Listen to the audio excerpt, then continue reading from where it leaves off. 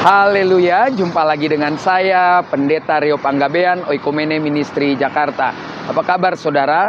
Saya berharap saudara selalu berada dalam keadaan baik, sehat, penuh semangat, dan never give up. Jangan pernah menyerah.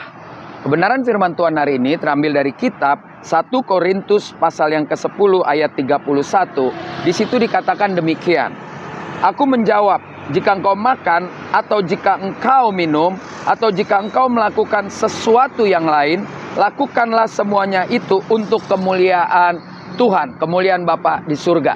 Nah, bagian firman Tuhan hari ini adalah satu cerita atau satu bagian di mana Paulus mengingatkan bangsa Israel, khususnya mereka yang sudah mengalami pertobatan, ditambah bangsa-bangsa lain yang tinggal di Korintus dan mengalami Kristus. Atau bisa saya katakan mereka mengalami hidup yang baru. Dan budaya lama mempengaruhi juga kehidupan jemaat Tuhan.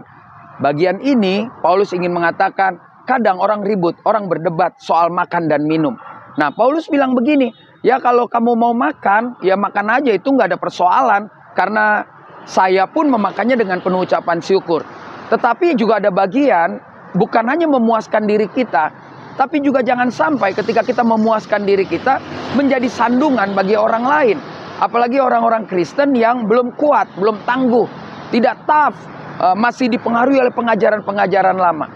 Jadi pada intinya pelajaran buat kita memang boleh lakukan apapun, kita boleh makan apapun karena didasari dengan ucapan syukur.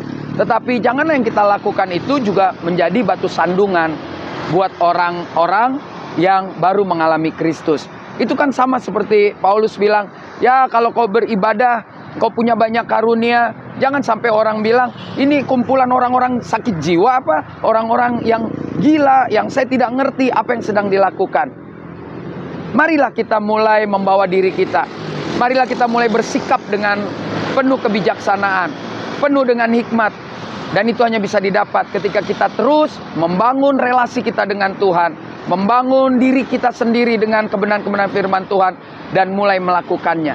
Jadi ini bukan soal haram tidak haram, bukan soal boleh atau tidak boleh, tapi ini soal bagaimana kita melakukannya dengan ucapan syukur dan berhikmat agar apa yang kita lakukan, pertobatan yang sudah kita jalani, tidak menjadi sandungan atau penghambat orang juga untuk mengenal dengan baik siapa itu Tuhan Yesus Kristus. Tetap semangat, maju terus dalam Tuhan. Saya Pendeta Rio Panggabean, Oikumene Ministry Jakarta. Sampai jumpa pada perenungan berikutnya. Tuhan Yesus memberkati.